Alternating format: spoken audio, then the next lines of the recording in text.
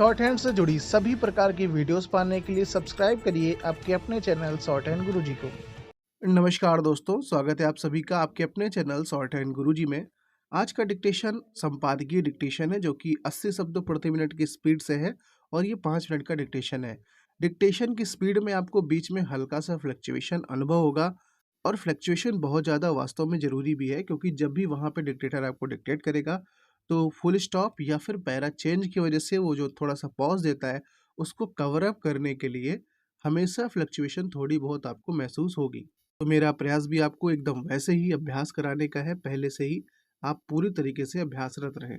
और डिक्टेशन लिखने के बाद सिर्फ अपनी एरर ही नहीं काउंट करनी है, साथ में आपको ये भी देखना है कि कौन कौन से शब्द आपके लिए नए थे, अनसुने थे, आप उसको सही से ड्रॉ नहीं कर पाए। उसके बाद उसकी अच्छी आउटलाइन आप बनाइए और उसका अच्छे से अभ्यास करिए, क्योंकि करंट मैटर है और आपके यूपीएसआई स्किल में आने के बहुत ज़्यादा चांसेस हैं। आप सभी को पता है कि कभी भी जब आप शॉर्ट हैंड की तैयारी कर रहे हैं, स्किल टेस्ट देने जाना है, तो मैटर इंपॉर्टेंट नहीं करता है, इंपॉर्टेंट करता है उस मैटर में जो शब्द आए होते हैं।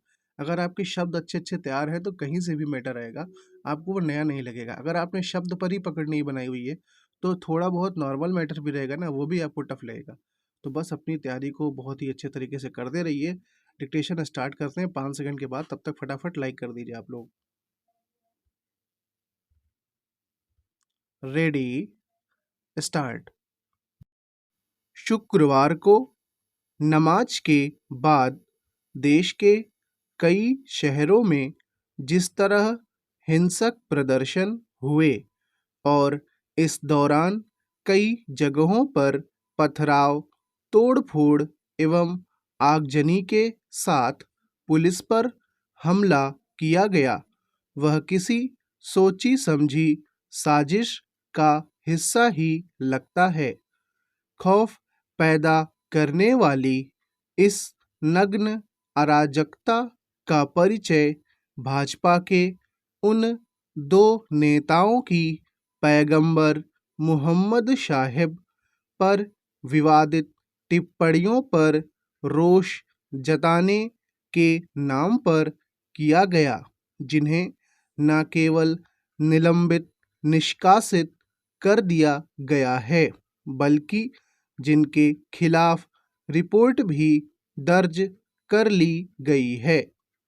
इस कार्रवाई को अपर्याप्त मानते हुए शांतिपूर्ण तरीके से विरोध तो समझ आता है, लेकिन आखिर लोगों को आतंकित करने वाली खुली अराजकता का क्या मतलब?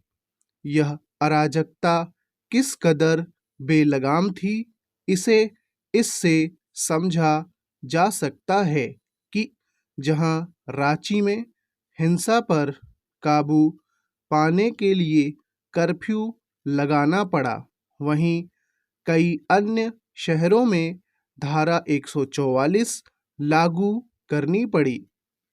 ध्यान रहे, इसके पहले गुरुवार को जम्मू कश्मीर के भद्रवाह में एक मस्जिद से भड़काऊ बयानबाजी के बाद कर्फ्यू लगाना पड़ा था।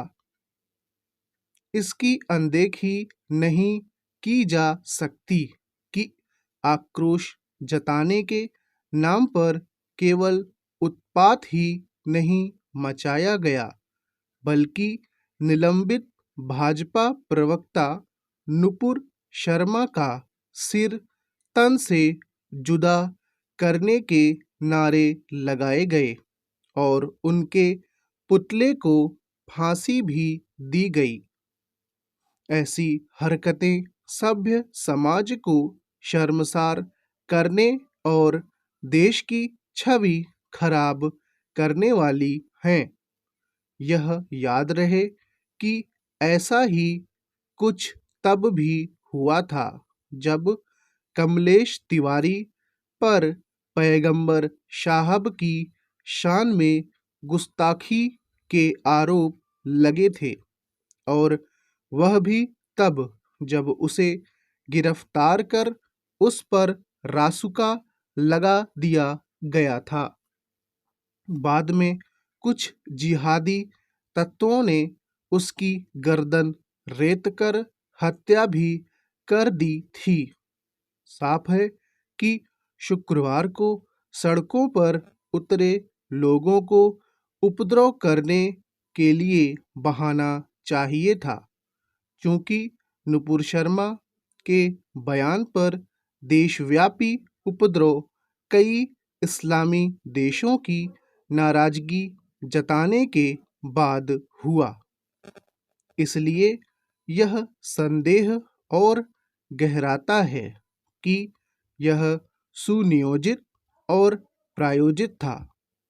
जरूरी केवल यह नहीं कि उपद्रवियों के खिलाफ सख्त कार्रवाई की जाए, क्योंकि इस तरह की उन्माद भरी हिंसा कानून के शासन को खुली चुनौती है, बल्कि यह भी है कि मुस्लिम समाज का धार्मिक राजनीतिक स्तर पर नेतृत्व करने वाले इस विचार करें कि ऐसे उपद्रव उनके समुदाय की कैसी छवि निर्मित कर रहे हैं।